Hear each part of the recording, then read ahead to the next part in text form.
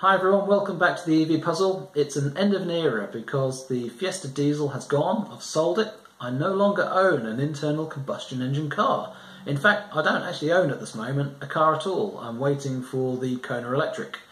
It should be about a week, I think, before I can see it, and then two, maybe a fraction more before I can actually own it and drive it. So not long to wait, but in the meantime, what can I share with you? And it's really what I've been looking at on YouTube. I've been reading and looking at some videos about the cost of owning an electric car. There are quite a few stories out there of people who have owned electric cars for a few years and they're sharing their cost of owning them, the cost of running them. But one thing I do notice is they don't talk about depreciation. And that's a shame because it is the cost of owning a car. The cost of owning a car isn't about how much you pay for your insurance or servicing or fuel to go in the car. It's the total cost of owning that car over the period, and depreciation is the biggest part of that. So electric car ownership is expensive because electric cars are expensive to buy. It's as simple as that. They might be cheaper to fuel, they might be cheaper to service, but they are not cheaper to buy. So to highlight that as an example, what I thought I would do today is cover my Fiesta diesel that's gone and go back and review all of the cost breakdown for what it's cost me over 5 years of owning that car and travelling 42,000 miles. And then I can have a column next to that showing you the Kona Electric cost and what I'm expecting the Kona to cost over time. And in some aspects it'll be more expensive, especially depreciation, and in other aspects like fuel, I'm obviously expecting that to be cheaper. So the like-for-like comparison between two non-comparable cars, because I'm upgrading. I'm changing from what was considered to be a cheap, economical car to run. I'm now changing to an expensive premium car. So for me, they're not like for like. My reasoning for wanting an electric car isn't about cost saving, it's about the enjoyment of owning an electric car. And the numbers that I can now show you are the differences between them.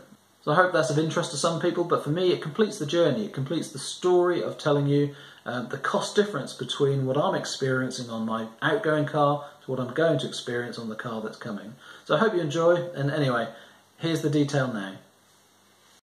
Okay, to start with then, we've got the Fiesta on the left column, we've got the Kona on the right, and the first item is insurance. For the whole 5 years of ownership, the Fiesta was $100 average, and the Kona I'm expecting to be £300 a year on average. So hence, the Kona is going to be twice as expensive to insure. For me, it's more performant, that's what I'm expecting. Tax on the car, so the vehicle excise duty for 5 years, it's zero on both. I don't pay any car tax, any road fund licence for the Fiesta, and I won't on the Kona either. Fuel next. For the Fiesta, I've spent £3,850 in diesel, and for the Kona, I'm going to expect to spend £1,500 in electricity. Servicing and MOT next. I think they're going to be about the same cost. I've been spending £100 a year on services and £50 per MOT, so I'm expecting that to be the same. Tyres next. The Kona has the same size wheels as the Fiesta, but the tyres are a little bit wider at 215 section, so slightly more expensive. Okay, a slightly interesting one. Faults. A couple of faults towards the end of ownership, 2 new springs and a solenoid needed replacing. Now those items cost me £300 on the Fiesta, but with the Kona it would have still been under warranty, so it wouldn't have cost me anything at all. And now the biggest difference, the cost new. The cost of the Fiesta when it was brand new, list price, £16,500. The Kona, more than twice that.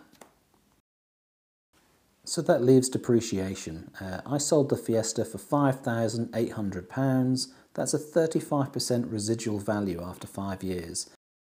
So the depreciation cost per year, £2,140. Now for the Kona. Well, after the 5 years, if the depreciation was the same, i.e. it had a residual value of 35% at the end, it would only be worth £12,950. And my depreciation costs will be a lot more per year at £5,810 a year.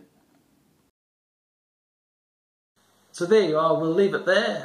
That's the comparison between my outgoing car and the Kona that's coming soon. As soon as I get more information, I'll share it with you. But until then, thanks for watching everyone. Thanks for subscribing. If you haven't already, please do subscribe. And I look forward to sharing all of the details of the Kona as soon as it arrives. Take care for now. Bye-bye.